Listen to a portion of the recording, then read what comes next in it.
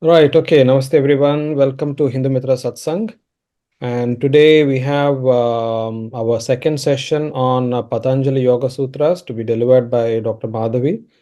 Dr. Madhavi has been a student of S-VYASA University in Bangalore.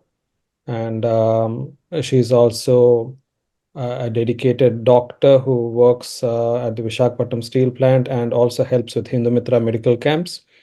So delighted to have you all back. Sorry we missed last week's class where Dr. Madhavi couldn't make it. So a little bit of disruption there, but hopefully we can, yeah, again, as I said, just bear with us because it all depends on Dr. Madhavi's schedule. If in case she gets an emergency call or something, it may not be possible for her to join. So we'll hope to see her conduct the next classes on next couple of consecutive Saturdays. But if there is any disruption, please bear with us. We will definitely make sure that the recordings are available as well. Okay, good evening everyone. So today again we are back with the next session. But today most around 30% of my time will be allotted to the revision because it is not a very superficial subject. So I understand there are few people who are totally new to this subject. So I just wanted to have a recap of the previous session also.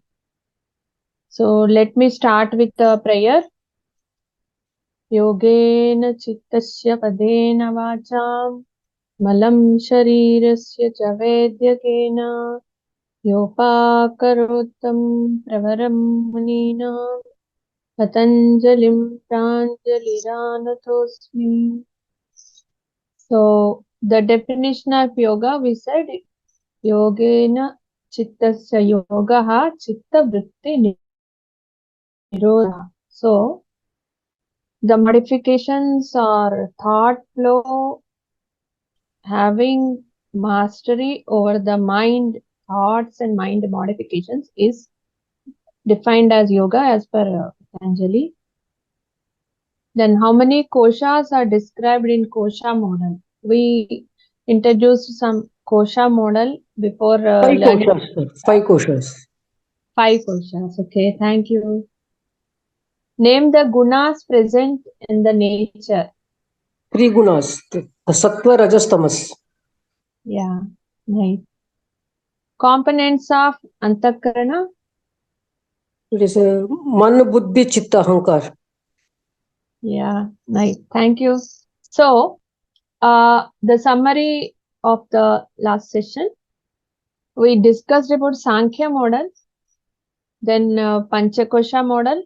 The Panchakosha model consisting of Annamaya Kosha, Pranamaya Kosha, Manomaya Kosha, Vijnanamaya Kosha, and Anandamaya Kosha.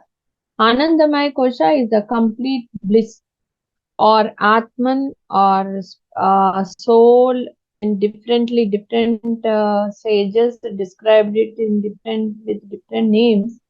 So that is the ultimate goal everybody would like to be in and be happy. So mostly the suffering or sorrow that is because this individual soul or energy that is present in each and individual is identifying itself with either Annamaya Kosha or Pranamaya Kosha, Manomaya Kosha or Vijnanamaya Kosha, or with all the 3 or 4 together. So if we should enlighten ourselves by realizing that these are the temporary forms of the coverings that are present in around this soul or around the Atman. So if we understand and try to enlighten ourselves by uncovering the layers what are there, that is Annamaya, Pranamaya, Manomaya and Vijnanamaya, then finally we can enjoy the Anandamaya Kosha. So Then how to do it, the methodology in stepwise manner, Patanjali Maharshi is describing in his sutras. So before going into all the details of sutras, we just wanted to have some introduction about kosha model. Then we discussed about mind complex, that is Antakarana Chatushtaya, in which we have mind, that is manas, then buddhi, that is intellect, then memory, that is smriti, and ego, that is ahankara. So all these four aspects are working together as mind complex. And prakriti is having three gunas.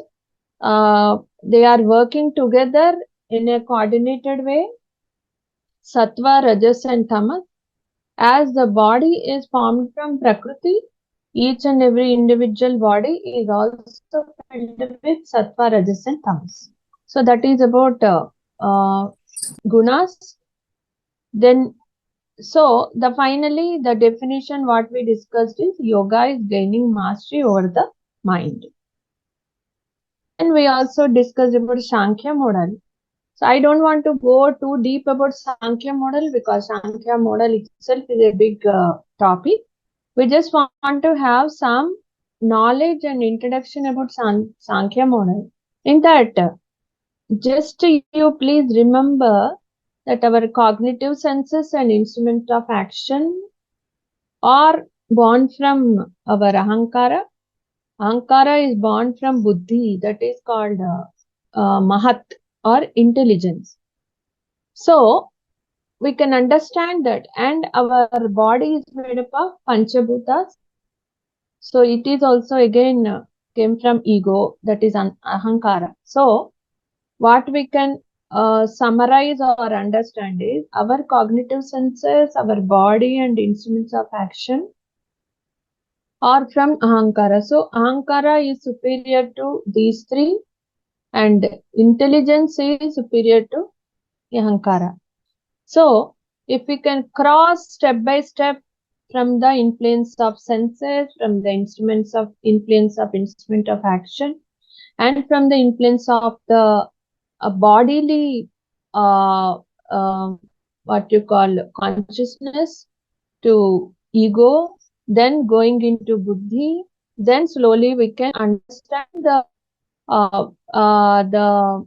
concepts of prakriti and purusha. That is as per Sankhya. As per Patanjali, he says purusha, Ishvara is the ultimate reality.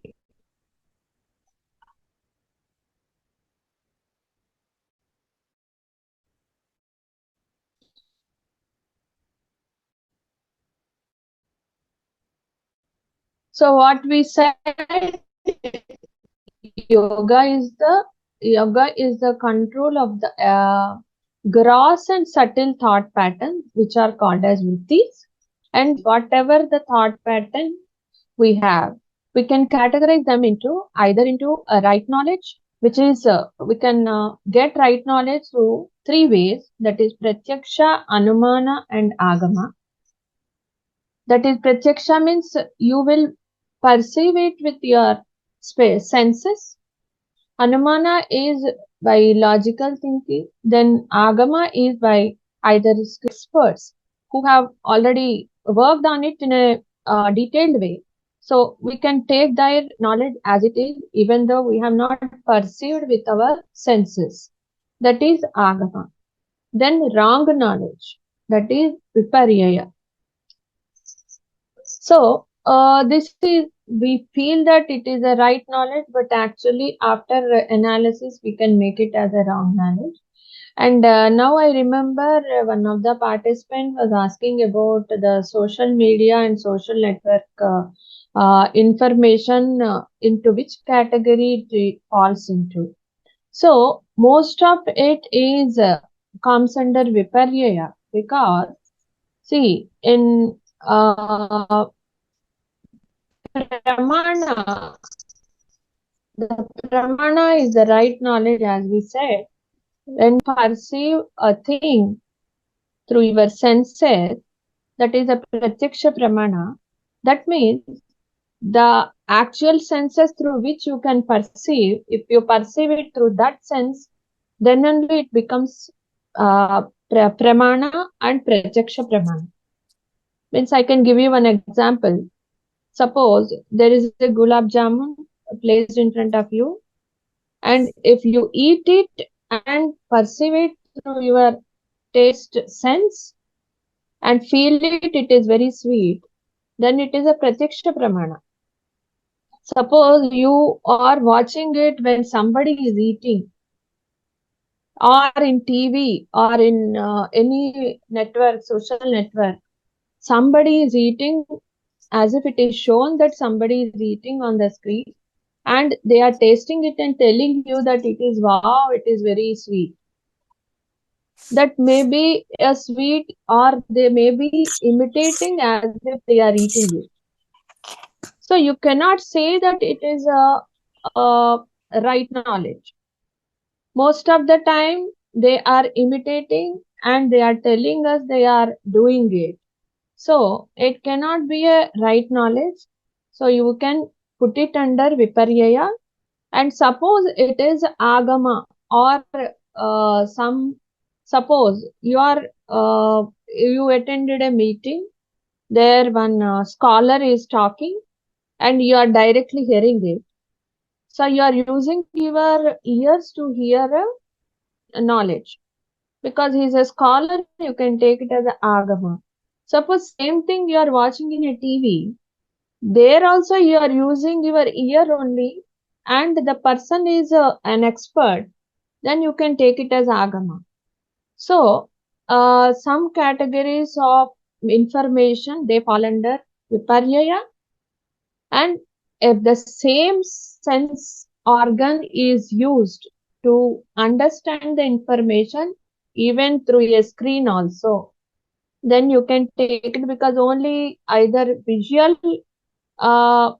information or information related to hearing can be perceived equally through a screen as well as in a live. Like taste or smell, you cannot perceive it through screens. So like that, so you have to categorize an information. If it is really you are using the same special sense to take the information live as well as through the screen, you can say it can be a pratyaksha. You can take it as a pramana. So that is the explanation. I think the person who asked it, you got the answer. Oh, I think she asked the question. Yeah. So that is wrong knowledge. Then imagination, then sleep and memory. So these are the 5 vrittis through which we get some disturbance in our mind. So how to control the vrittis? With abhyasa vairagya abhyam tannirodha, that is what we stopped till then. So with practice and with non-attachment, we can control the vrittis. So I just wanted to show you this photograph so that we can get some idea about vrittis. A mind which is too much disturbed, it can be like this, the waves in the ocean. So if you take your total mind complex, Antakarana Chatushtaya, as total mind complex is the ocean, the waves that are coming, which are part of the ocean, but they create some nuisance in the ocean. So if the speed and number of waves are more, that means the vrittis are too much and they disturb whole mind complex.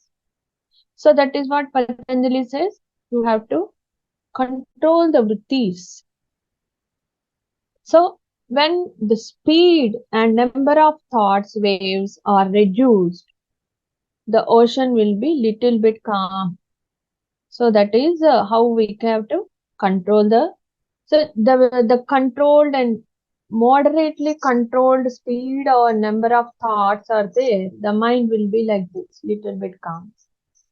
And if we totally control the speed and number of thoughts, then we can directly look into the base of the sea, where there are so many other fauna and flora. So totally the sea will become too transparent. You can see everything what is there under the sea, in between the sea and above the sea. So that is what the ultimate goal. So when you sit in your own self, when you reach samadhi, so you can look into the original you, how we can now able to see the bottom of the sea with clarity. So that is means I just wanted to give the example so that we can understand better what is vritti, and when vritti is controlled, what is the thing going to happen to our mind. So till now we have revised the previous session. Any questions?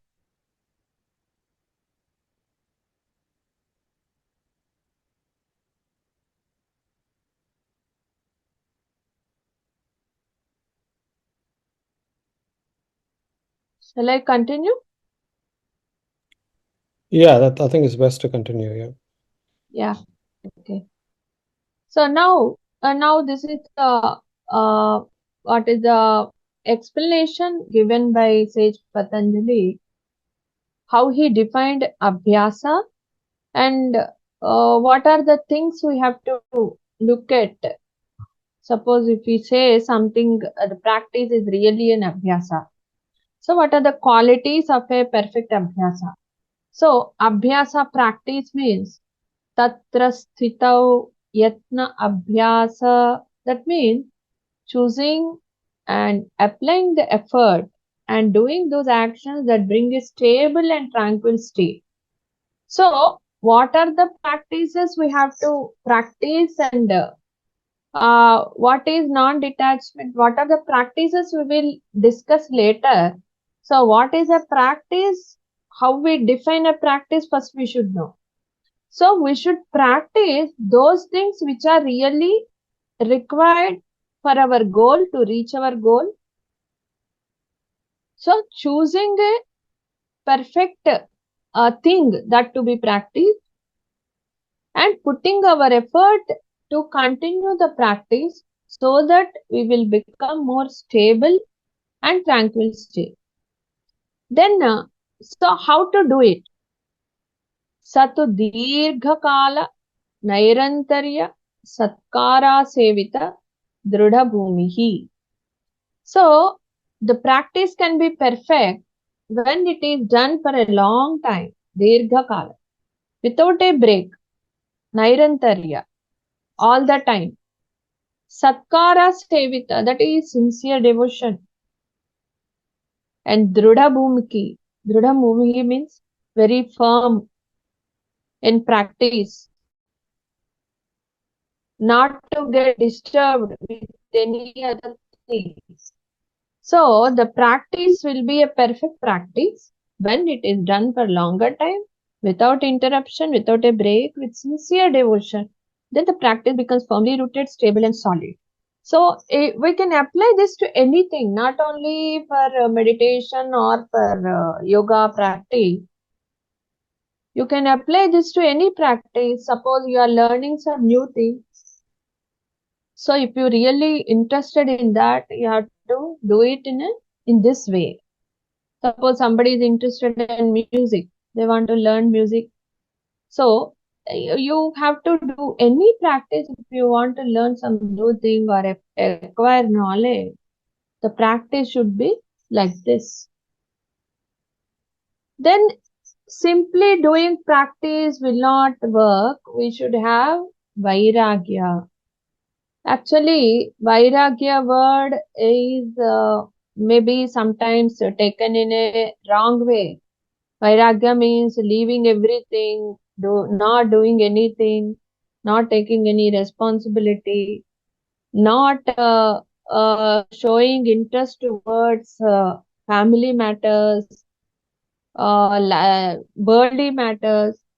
Actually, it is not exactly that. Leaving everything and not doing everything is not Vairagya. Vairagya is, as per Patanjali, what he said, Drishta Anushravika Vishaya Vitrishnasya Vashikara Sangya Vairagyam. So, what are the meaning of all these things? When the mind loses desire, even for objects seen or described in a tradition or in scriptures, it acquires a state of utter desirelessness that is called non-attachment. So, non-attachment means even he never said that you should not do all these traditions, don't follow all these scriptures, but should not have any craving for anything. We should not have craving. We should do it and leave the result, and should not crave for the result, should not expect some result, but we have to do it.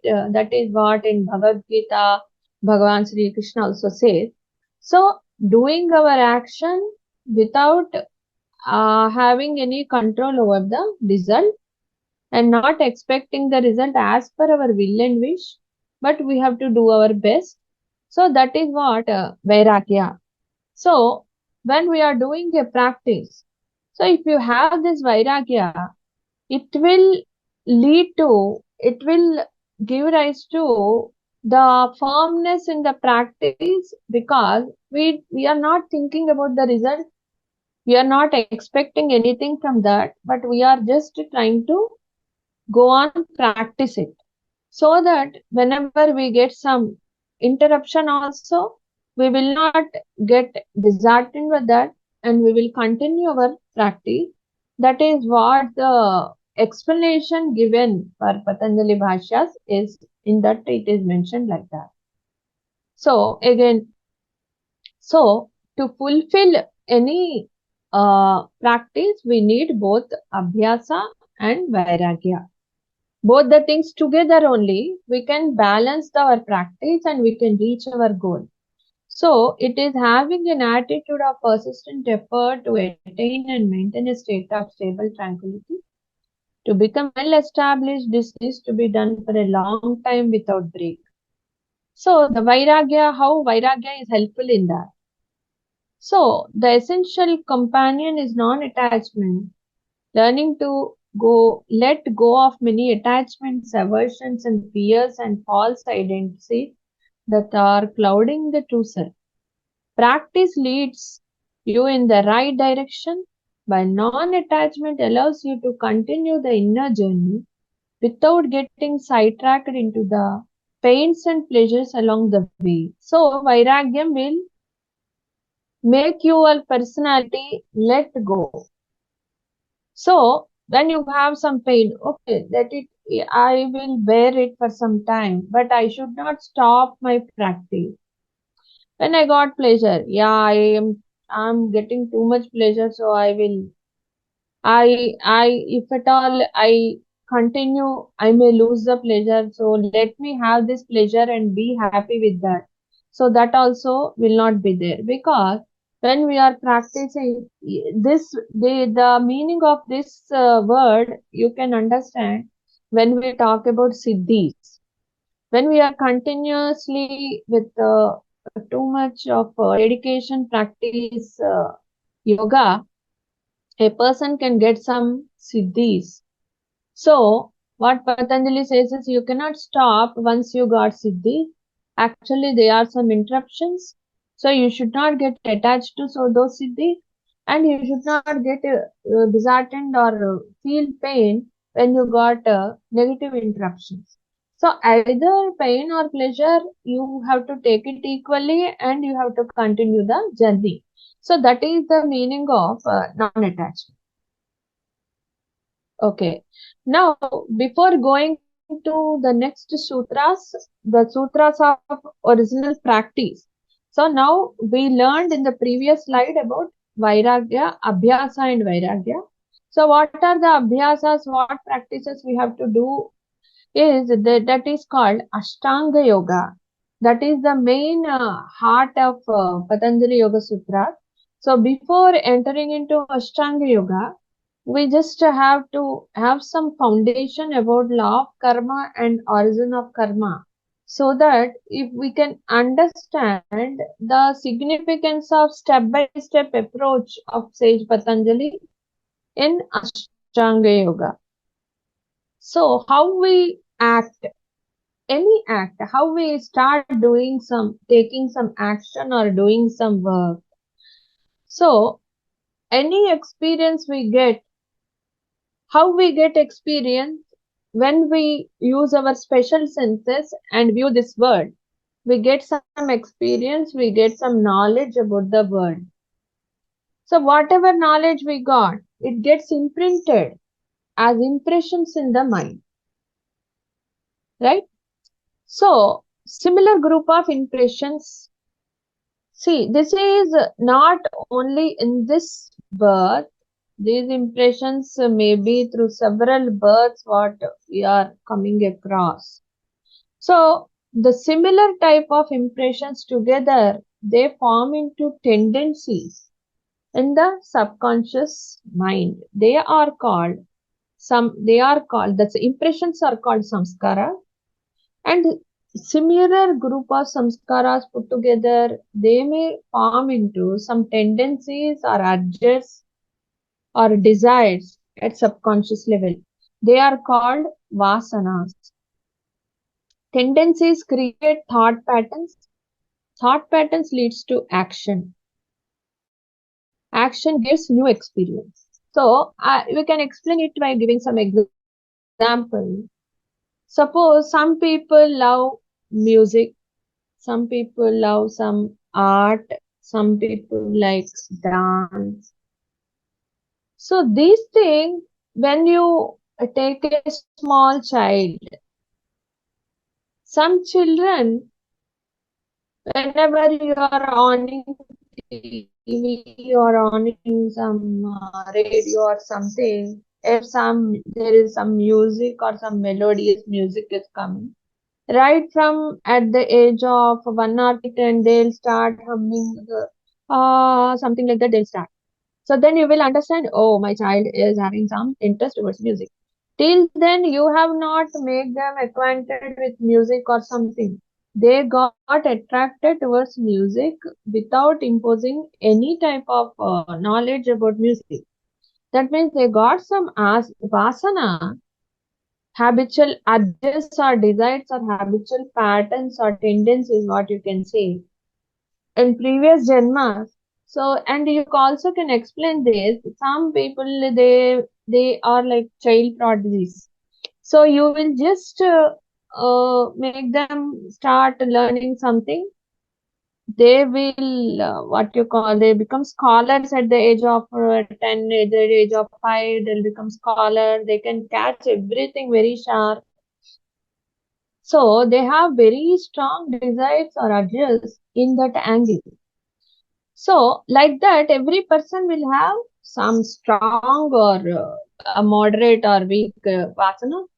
So, these vasanas, whenever the corresponding type of uh, sensual uh, incident or sensual, what you call, some like thing happens in front of their eyes, or they hear something, their urges, their vasanas, they will provocate them to encourage to get some thoughts.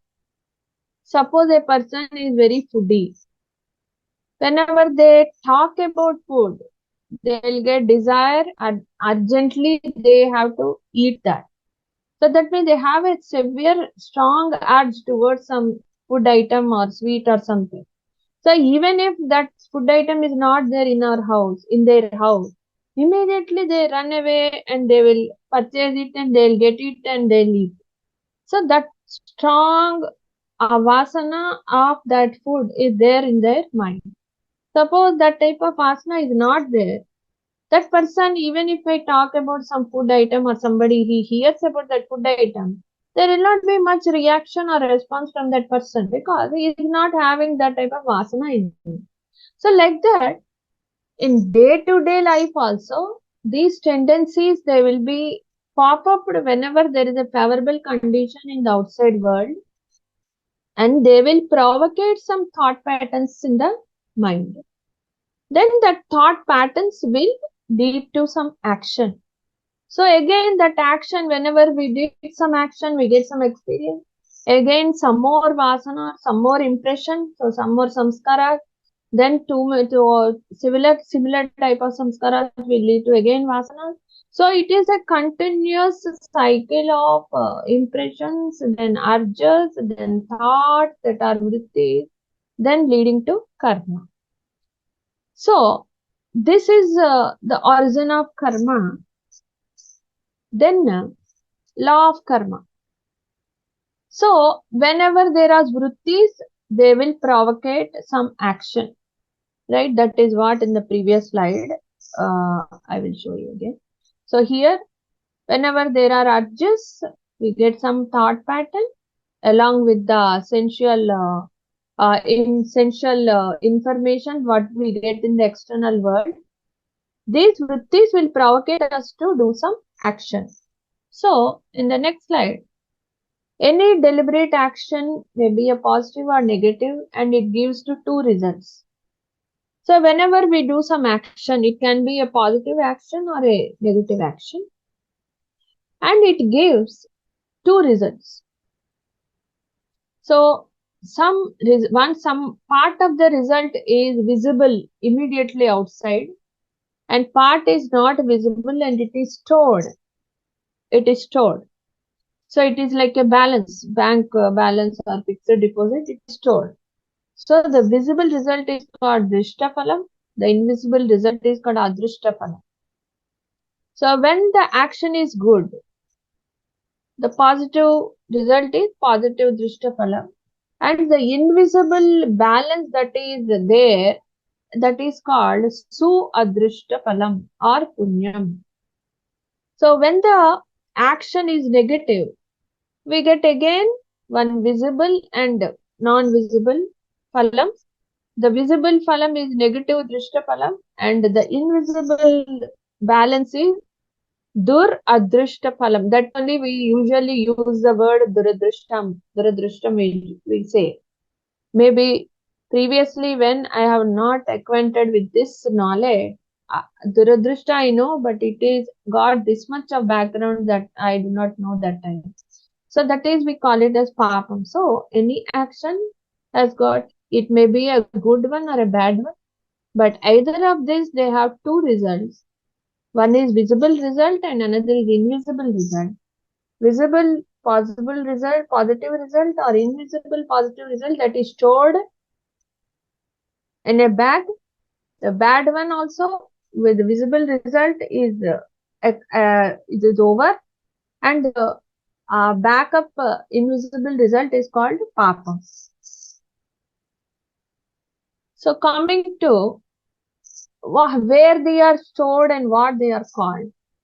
So the invisible result, if it is positive or negative, that is stored, that the amount, that invisible result from many janmas we have, either it is a positive invisible result or negative invisible result, put together it is called sanchita karma.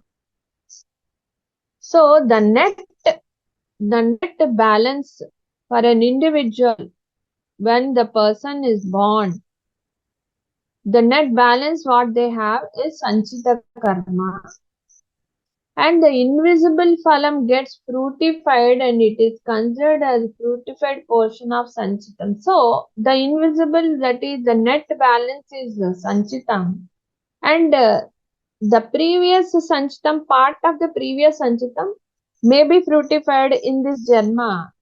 So that is materialized. So that is called prarabdha karma. So the balance which we have along with which we born, the fruitified part of the balance is what we experience in this world. That is prarabdha. And again in this janma also, with our free will, we will do some positive and negative actions. So again that also will form some visible and invisible phalam. The phalam, what we gain with our free will in this janma, the collection of that is called agami karma. So now we born with one bag of karma, that is sanchitam, and part of this sanchitam got fructified in this janma, that is prarabdha, so that is expelled out. We spend it out. Then again we are, with our free will, we are doing some actions in this janma, and again we get either positive or negative collection of karma, that is agami karma. So now you can understand, see, sanchita, the total bag, minus prarabdha, because it is, we spent it, either sukha or dukkha or whatever it may be, we spend it. So after we spend something here, we have a balanced sanchita karma. Along with balanced sanchita karma, we gained some agami in this birth. So this balanced sanchita and agami together, again we get the net of sanchita karma. So in this abhyasa and vairagya, the practices which we do,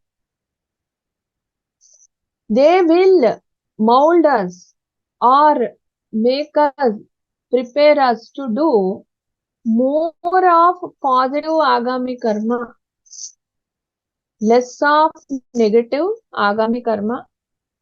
Then the remaining prarabdha also, if it is the prarabdha that we are getting through previous janma, to bear the prarabdha with a better understanding, so that we can experience the prarabdha with a positive way, so that we can reach our goal in an easy way.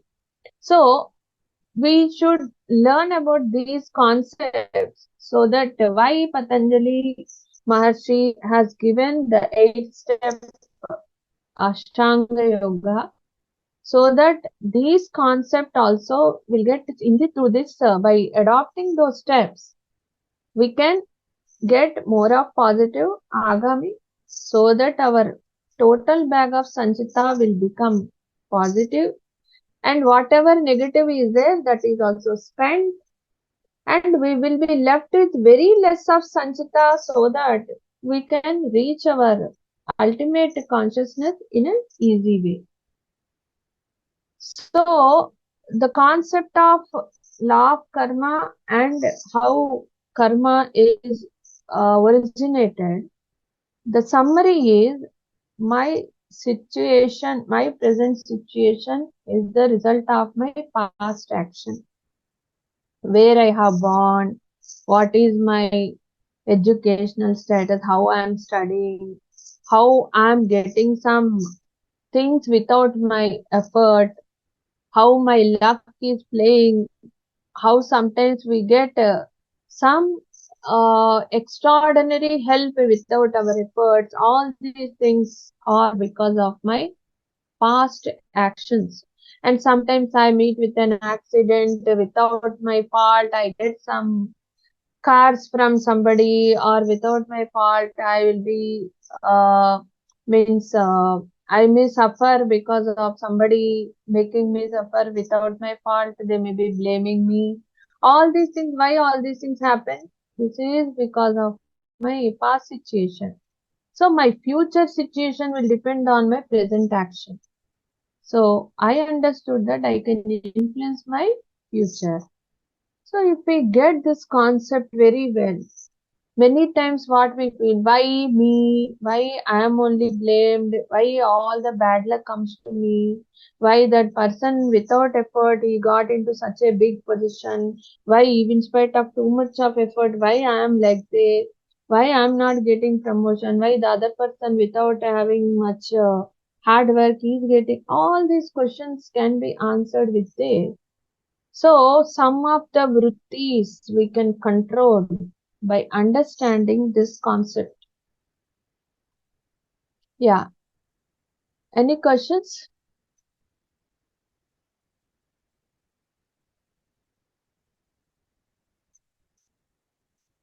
Okay. I will continue. Yeah. Now, this is the yogic model, we can say, of any individual human being. So, we are made up of a body, a conscious mind. Connecting the body and the conscious mind is a prana, that is called breath. Then we have active unconscious mind, latent unconscious mind, and the self. So, just remember this. Then, what are the different states we call our waking state, dreaming state, deep sleep? Which part of this model is more active, more involved in that state? Senses, body is having the special senses are part of the body. जांच के आदेश दिए Special senses are a part of the body, and we understand the world by using these senses, and we respond through our body by doing some action. So senses and action are done with the body. Conscious mind is connected to the body through breath, and conscious mind will be giving signals for the senses to, for the understanding the signals from the senses, and the mind gives signals for the action, for response to the senses signals. So the waking state that we are in now, we are in waking state. So which parts of our body, yogic, as per the yogic model, are active? Our body is active, breath is active, conscious mind is active. So these three are present, very active in waking state. Then active unconscious mind, when we are dreaming, our conscious mind, our senses are not very active. Our breath is present in a not too much of aggressive breath, but the amount that is required, that much breath is active, and we get all the impressions that are there in the mind, maybe sometimes popping up during the active unconscious dreaming state, and you get dreams. So dream is not having any physical framework. So it's only an imagination. It is a collection of your impressions that are popping up when you are in dreaming state. Then coming to latent unconscious mind, that is a deep sleep. So this latent unconscious mind is having these vasanas and some of the impressions, but you don't, they are very in seed form there. They will not disturb you. Mostly they will not come to your dreaming state or when you are conscious, but maybe deep fears which may be leading to anxiety or depressions, too much impression, too much very deep vasanas may be there in this sleep, in this area, but usually they don't disturb us. So that is why whenever we are in deep sleep, we don't know anything, and these disturbances cannot be perceived, cannot be experienced by active unconscious mind or conscious mind. So deep sleep, we cannot explain deep sleep, but we can say that after deep sleep, we can say that I slept very happily, I was so relaxed. More than that, we cannot explain it. So beyond the deep sleep state is the real self. So our goal is to first reduce the vrittis at conscious mind level, reduce the vrittis at active unconscious mind level, reduce the vrittis at latent unconscious mind level, so that we can reach to real self. So that is what the Patanjali Yoga Sutras are describing. So the vrittis we have classified vrittis into 5 types: pramana, viparya, vikalpa, nidra, smriti. So Pramana Viparya usually are at body level and conscious mind level, because Pramana is we have to use our senses and uh, understand it. So they are usually at this level. Vikalpa is we said imagination, right? Usually imagination at the active unconscious mind level. It may be during dream level, or it may come to conscious mind whenever you are in vacant state also you can imagine, right? So unconscious, active unconscious mind can act even at conscious level also. Means when vacant state also. So Vikalpa and Smriti can be in this level. And some deep impressions of Smriti and Nidra are at latent unconscious mind level. So we have to control these vrittis at all these levels so that we can reach this. Then you can feel, oh Bapre, so many levels. Is it possible for us to control? If we start trying it, first let us understand what are there and what level they are there. Then we can start just practicing it. Definitely, as Patanjali also explained, he knows that we'll get this doubt. That is why what he said, Abhyasa Vairagyabhyam and Nirodha. So, we have to continuously practice and detach ourselves to the worldly things without getting much craving. Then slowly, definitely, we can step by step, we can move to this level. Yeah, again, what I just summarized, Abhyasa and Vairagya definitely can make us to go towards our goal. Any questions in that?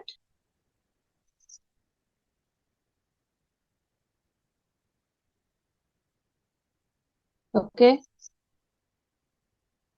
Yeah, now coming to our practices. So, as we said, the practices are for leading us into the state of Samadhi.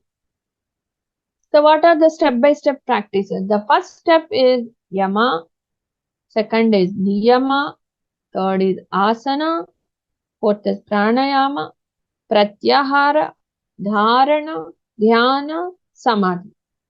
You can observe the outline of these 5 is in different color and outline of these 3 is in different color. So why like this? These 3 are called Antaranga Yoga. They are 2 inner levels. These are Bahiranga Yoga. They are at outer levels. So what is that? See, asana is to keep our body more flexible and more healthy. Then yama, niyama, pranayama, pratyahara. Pranayama is for control of breath. Yama, niyama, pratyahara, all these are at body, breath and conscious mind level. So they are called Bahiranga Yoga. Dharana, Dhyana, Samadhi are at active unconscious, latent unconscious and real self at this level. That is why they are called Antaranga Yoga. So first of all, if we can start practicing these things, slowly going into Dharana and Dhyana, then we can lead to Samadhi. So, Yama, Niyama, Asana, Pranayama are called Bahiranga Yoga. Pratyahara is connecting Bahiranga Yoga. It is like a bridge between Bahiranga Yoga and Antaranga Yoga. Antaranga Yoga means Dharana, Dhyana, Samadhi. So, Pratyahara is a connecting bridge between Antaranga Yoga and Bahiranga Yoga and Antaranga Yoga. So, first anga of Ashtanga is Yama. So yamas means these are the codes of self-regulation. So what are the yamas or 5 codes of self-regulation? One is ahimsa, satya, asteya, brahmacharya, aparigraha. Ahimsa means not harming anybody. So ahimsa means it is at 3 levels. Manasa, vacha, karmana means at thought level you should not have crooked ideas or negative ideas, and at speech level you should not say any negative things to others. That is himsa at speech level. And himsa at karmic level means beating somebody or troubling somebody physically. That is himsa anyway, we understand. That is a very common term. But what you call troubling people indirectly by our deeds, by our behaviors, showing something negative by our signals, showing some negative signals and troubling them mentally, that also we should not do. And saying something negative and hurting somebody through our words, that is also himsa. And also doing at karma level, action, physical level, that is also himsa. So when you are thinking, saying something negative or doing something negative to a person means, first of all, the speed of thought in our mind is increased. You can just check it. Whenever you get some negative thought or negative sense in your mind, your thought speed will increase. That means the speed of vrittis will increase. So we are going away from our practice.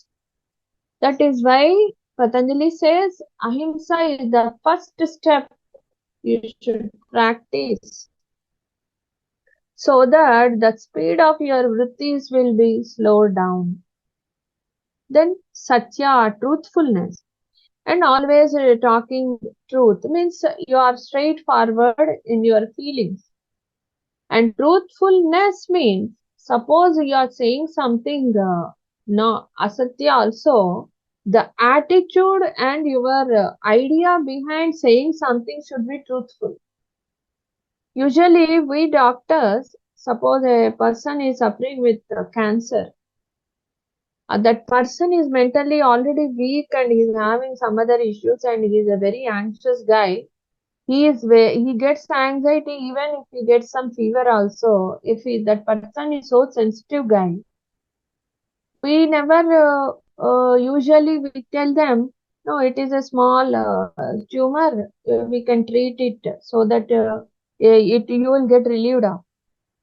That means you can say, I am saying something wrong to that person. But my idea behind saying something wrong is to get him benefited so that he will get confidence, because cancer means that person is already sensitive. It is difficult for him to digest. So my idea is to make him survive for longer time, having some false impression that he is not suffering with a deadly disease, he is suffering with a minor disease. So the idea behind your deed should be truthful. So that is what is truthfulness. And abstention from stealing, that is asteya.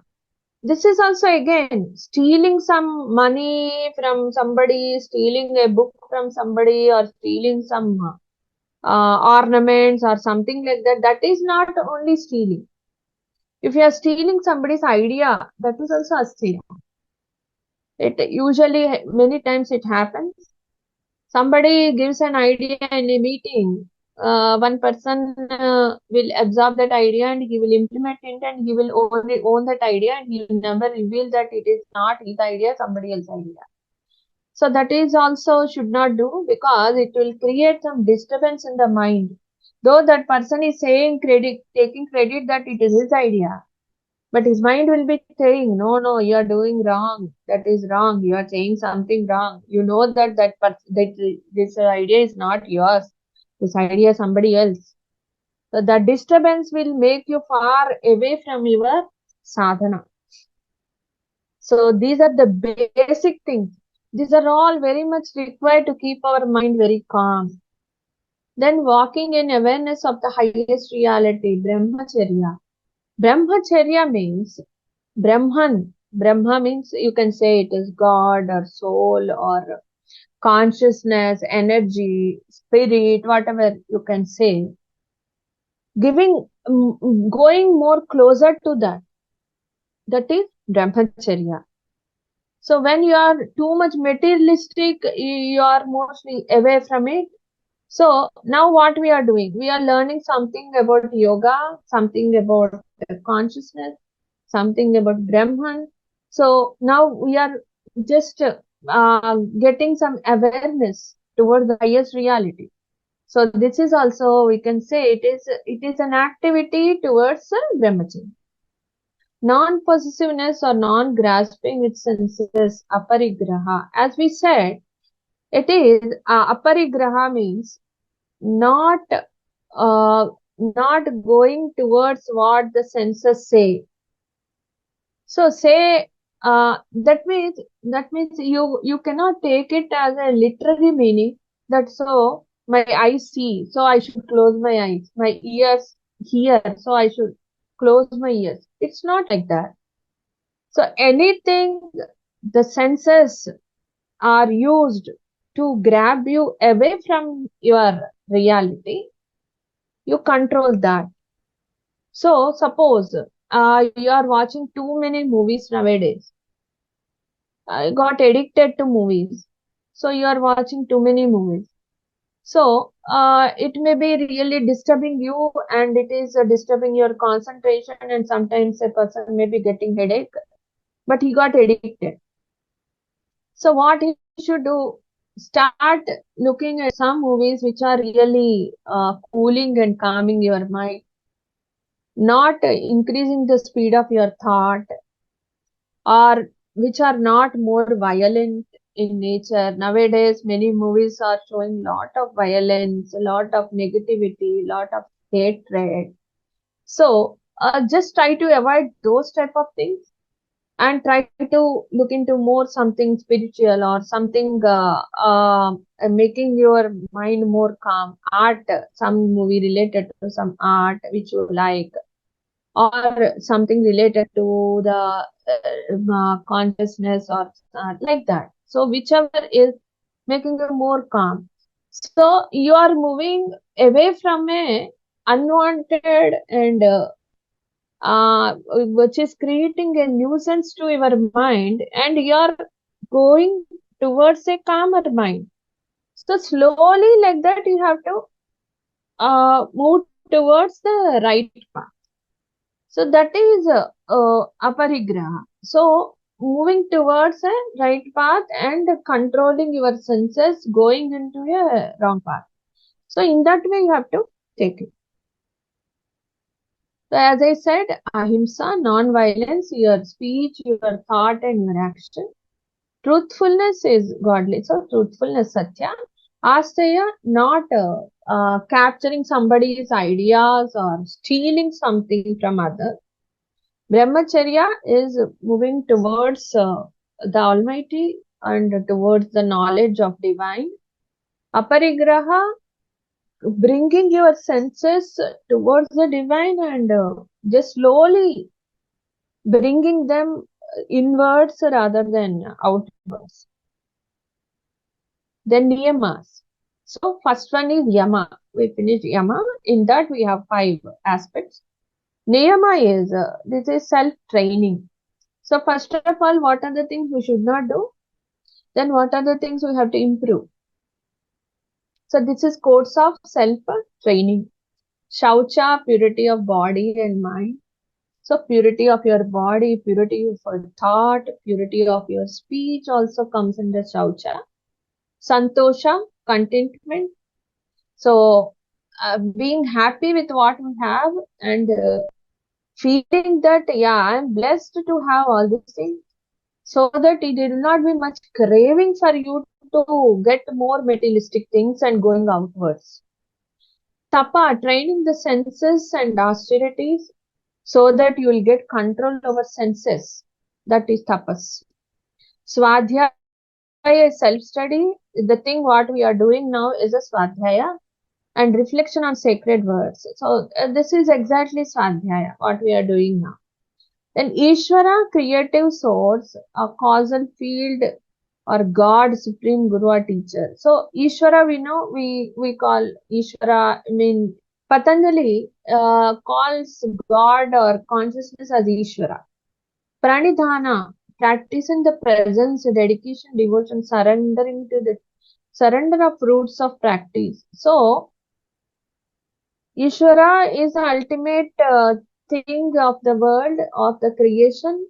So practicing and enjoying the presence of Ishvara within, that is Ishvara Pranidhana. Means keeping yourself more closer to Ishvara. That is Ishvara Pranidhana. So in that you get bhakti. Bhakti is the easiest way for anybody to get Ishvara Pranidhana very easily. But bhakti needs lot of faith. So if you have lot of faith on God, bhakti is can be practiced very easily. So niyamas, I said shaucha internally and externally, contentment. Tapa is controlling of senses by doing some practices and austerity. Swadhyaya, Ishvara Pranidhana. So any questions?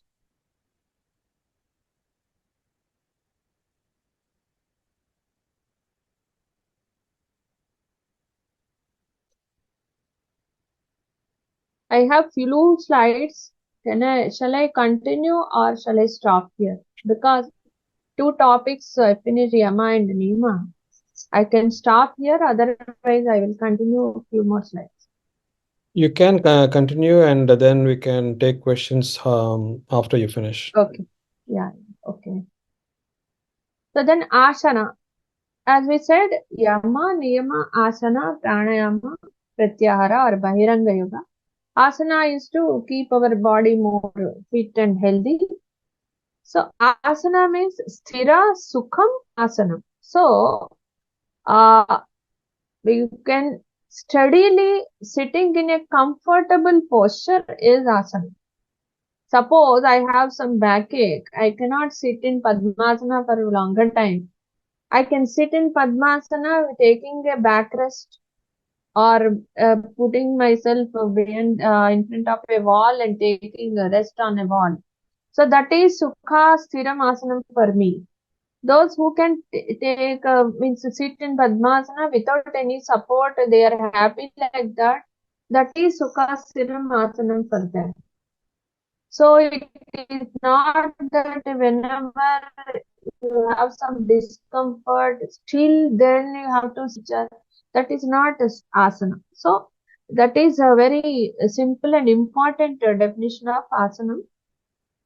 Then pranayama. What is pranayama? See, pranayama is tasmin sati shwasasa prashwasayoho gati vichedaha pranayamaha. So once that perfected posture. So when you have sitting in a comfortable steady posture, then you start concentrating on your breath and regulate the movement of the breath. So breath is inhalation and exhalation. So when you slow the breath and can have a control over the blood, continuously if you practice pranayama, this leads to absence of the awareness of both. And fourth, this is the fourth of the eighth round. So when you start slowly inhaling and exhaling slowly, steadily, you are able to do the breath.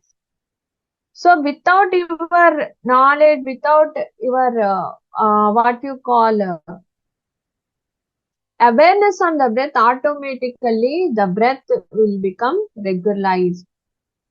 So after practicing for a longer time, slowly, without your awareness, the breath will be controlled even when you are doing your normal routine activities also. When the breath is under control, the vrittis will be under control. That is why we have to practice pranayama. Then pratyahara. When the mental organs of senses and actions cease to engage with the corresponding. As I said, pratyahara is withdrawing the inputs or food to senses. That means which are really disturbing our mind. So what is the food for our eye? Whatever we see, that is food for our eye. Whatever we hear, that is food for our ear. Whatever we eat, that is food for our tongue. But whatever we speak also, sometimes we can take it as food for our tongue. So whatever we touch, that is food for our skin. So these things, the inputs, those who are really disturbing and increasing the speed of our mind, those things we have to slowly bring it down. Then the state of pratyahara, we can accomplish or we can experience the state of pratyahara. Dharana. Dharana is fixing the attention of mind into one object. So, deshaha bandhaha chittasya dharanaha. So, suppose you are doing some activity. Right now, you are hearing to my session.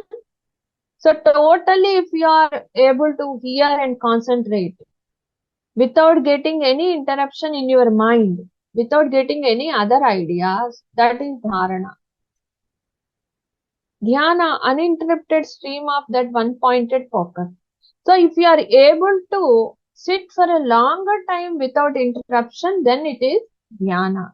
Tatra pratyaya ekatanata dhyanam. So, when the one-pointedness is studied for a longer time, that is called dhyana. So, dharana is like they describe it as a tap water, stream of water, where sometimes you can get some bubbles and all. Dhyana is called as a stream of oil.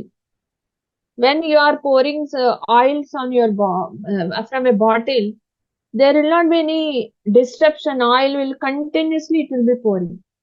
So if you are pouring some water, sometimes some air bubbles may come in between water. But for oil, there will be continuous flow, no interruption. So they compare dhyana as a stream of oil. So that is no interruption, continuity in the one-pointedness is called dhyana. Samadhi is when only the essence of that object.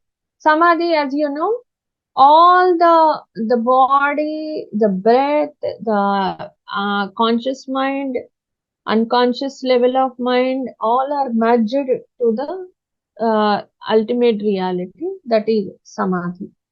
So samadhi is we will discuss last because the definition of samadhi is described in the first pada, samadhi pada, that is called samadhi pada only. In samadhi pada, it is described by Patanjali, but I thought let us first learn about sadhana pada. Then the final ultimate thing is samadhi. So I will discuss samadhi in detail in the last sessions. So now I finished my session. Any questions? Now we can ask. Okay, thank you so much for a wonderful presentation. I think it was very clear, self-explanatory, most of the things were. Perhaps for newcomers, it may take some time, although I'm also a newcomer, but I do have some understanding. Definitely, the Okay. slides have been very helpful, and presentation was quite to the pace, the right pace that we would love to have. So, welcome anybody to come forward to ask questions. Maybe can you just explain Ishvara Pranidhana one more time? What exactly does it refer to? As in, is it just having a dedicated devotion towards the Ishvara, and therefore surrendering the fruits of your action. Is that Ishvara Pranidhana, or is there more to that? Yes, that is what Patanjali described. So, and another thing is remembering that activities also, and able to see Ishvara in others. Means every person is having ultimate the true self in everyone. So, having closure to that concept of Ishvara, that is what is described in that. Perhaps you can also give us an idea as to what to look forward for in the next session. Yeah, I will describe today. I described in detail about Yama and Niyama. Next time, pranayama, pratyahara, and those things I will discuss. Okay. And is there any recommended book for participants to read, or any online resources that you may suggest? Online, so many resources are there. Sivananda, Divine Life Society, they can go through. And I read a lot that Swami Shivananda's, and actually Swami Mukundananda's YouTube Patanjali Yoga Sutras, they can listen. Around 10 minutes videos will be there. Swami Mukundananda's videos are very good. He explains everything with an example. So it is easier to understand. They can listen to that. I will give references in the next class. We will look forward to hearing you next Saturday again. Right. Thank you. Sarve Namaste. bhavantu sukhinah, sarve santu niramayah, sarve bhadrani pashyantu, ma kaschid dukkha bhavet. Om Shanti Shanti Shanti. All right. Namaste, everyone. See you again. Namaste, Thank you everyone. very much. Thank you.